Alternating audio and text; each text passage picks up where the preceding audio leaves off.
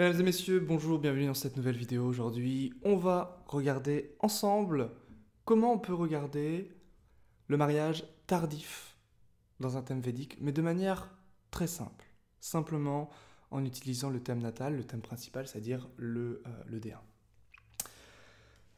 Avant tout, si vous désirez recevoir une formation gratuite, vous pouvez cliquer sur le premier lien en description. C'est surtout pour rentrer un petit peu dans le cheminement astrologique védique. Donc c'est une formation, un extrait de séminaire qui dure 2 heures et puis vous avez des pages en PDF pour apprendre, comprendre les maisons, les signes, les planètes, etc. Et déjà arriver à rentrer dans un thème et apprendre à lire un petit peu qui vous avez en face de vous lorsque vous consultez, lorsque vous étudiez un thème.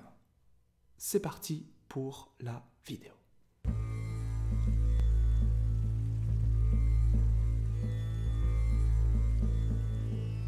Bien, aujourd'hui on va parler du mariage de manière tardive. Non pas du mariage tôt et non plus du mariage qui n'existe pas. C'est-à-dire que, évidemment, il y a des gens qui ne se marieront jamais, qui resteront parfois même célibataires. On ne va pas traiter de ça durant cette vidéo. Simplement le mariage tardif. Donc, on va regarder plusieurs choses. Déjà, vous savez qu'il y a 12 ascendants, puisqu'il y a 12 signes. Il y a 2 ascendants qui ont plus de durée, de délai au niveau du mariage. Ces ascendants, ce sont lesquels? Ce sont le Cancer et le Lion. Voilà, il y en a 2, c'est simple, ce sont ceux-là. Donc, le Cancer a pour maison 7 le Capricorne, régi par Saturne. Le Lion a pour maison 7 Verseau, régi par Saturne également. Donc, il se peut très bien que vous soyez ascendant Cancer et Lion et que vous vous mariez avant 35 ans, mais ce n'est pas du tout recommandé. Ce n'est pas du tout recommandé puisque c'est un risque que vous prenez pour le mariage. C'est-à-dire que généralement, les choses se défont. Ça peut créer le divorce très rapidement, très facilement. Donc voilà, je vous préviens tout simplement. Et également, si vous êtes ascendant Cancer ou Lion, c'est bien de vous marier vers 35 ans, après 35 ans. Voilà. Ça, c'est quelque chose qui est vraiment basique puisque Saturne devient mature à partir de 35 ans. Et c'est vraiment là que les choses deviennent très intéressantes pour l'ascendant Cancer et l'ascendant Lion par rapport à cette maison 7, c'est-à-dire par rapport à la réussite de manière générale, par rapport au partenariat, par rapport à la vie commune, par rapport au mariage. Donc ça, c'est vraiment important de le comprendre. Et c'est vraiment, vous voyez, c'est très très simple, hein, simplement avec la maîtrise, puisque lorsqu'on étudie un domaine, on étudie toujours 3 choses: la maison, la maîtrise donc le maître de cette maison, et le karaka. Donc c'est ce qu'on va voir à travers cette vidéo. Donc là, on a déjà vu la maîtrise. Donc la planète de délai, c'est bien sûr Saturne. Donc pour les ascendants Cancer et les ascendants Lion, c'est une grande tendance. Évidemment, si vous avez Jupiter qui est en maison 7, ou qui aspecte cette maison 7, ça va écourter la durée. Ça veut dire quoi? Ça veut dire que, comme Jupiter est une planète bénéfique, elle entraîne en fait, elle fait que les choses adviennent beaucoup plus aisément, beaucoup plus facilement. C'est tout le sens du caractère bénéfique d'une planète.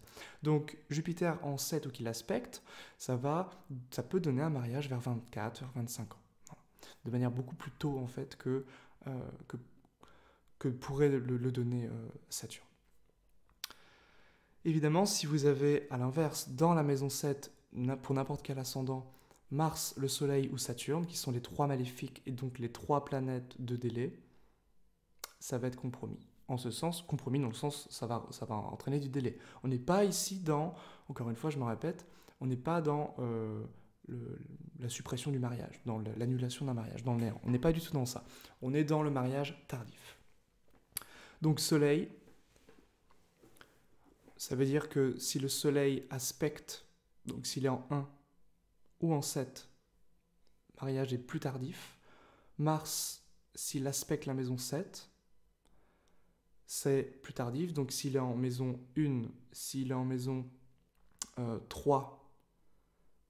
4 et en maison 12, c'est ça, il va entraîner du délai.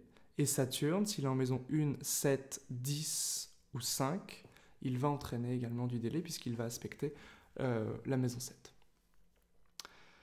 Donc ça, c'est vraiment des choses très simples à comprendre. Et encore une fois, Jupiter va venir équilibrer les choses de par son aspect.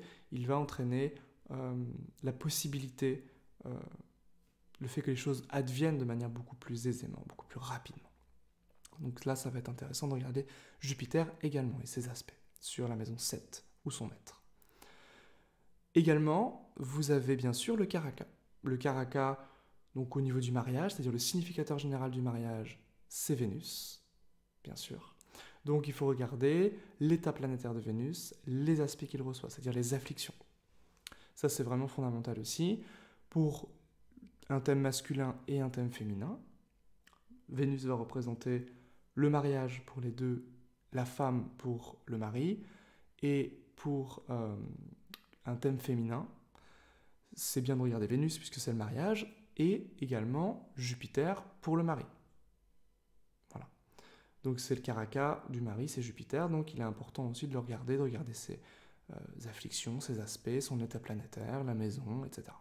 Pour voir s'il est faible, ou plutôt, enfin s'il est faible, affligé, ou bénéfique, favorisé et puissant. Tout ça est vraiment à prendre en considération. Vous voyez que c'est quelque chose qui peut être assez simple. Alors également après, on a l'ascendant Scorpion. Pourquoi? Parce que Vénus, en tant que Karaka, est maîtresse de la 7 et de la 12. Donc ça va effectivement, ça entraîne souvent plusieurs mariages ou des mariages tardifs. Voilà, ou un mariage tardif. Donc ça aussi, c'est ce qu'on peut regarder souvent avec l'ascendant Scorpion, principalement. Voilà ce que j'avais à vous dire pour l'étude du mariage tardif. Donc, des choses très simples qu'on peut faire. Si vous avez ces caractéristiques-là et que vous souhaitez absolument vous marier, pas d'inquiétude. Évidemment, c'est dans une seconde moitié d'existence, à partir de 35 ans surtout, que c'est recommandé, qu'un astrologue compétent vous recommandera de vous marier, c'est-à-dire pas avant, sinon le mariage risque de s'écrouler. Voilà, il peut y avoir des problématiques par rapport à ça. Donc, on va vraiment regarder les configurations pour donner une interprétation, un diagnostic de l'état d'un domaine en question. Voilà, c'est tout pour ma petite interprétation, ma petite analyse du mariage tardif dans un thème védique de manière très simple encore une fois. Évidemment, on pourrait approfondir avec le D9, on pourrait regarder les différents yogas, on pourrait regarder plein de choses, l'Ashtaka-Varga bien sûr, mais ici, YouTube, c'est tout public, c'est aussi pour les débutants, pour que les débutants puissent tout simplement regarder déjà dans leur thème. Donc voilà, j'essaie de m'adapter un petit peu à tout le monde. Et si vous voulez aller beaucoup plus loin, formation gratuite, premier lien dans la description pour tout simplement retrouver cet extrait de webinaire qui dure 2 heures. Donc le webinaire intégral dure 6 heures. Ici, vous avez 2 heures d'offert qui vous permettent déjà d'avoir des bases solides en fait pour rentrer dans un thème, comprendre les natifs comme je disais en début de vidéo. Et si vous désirez aller encore plus loin, vous pouvez tout simplement rejoindre l'académie, c'est le 2e lien dans la description. Je vous laisse sur ces belles paroles, je vous dis à très bientôt pour une prochaine vidéo. Ciao!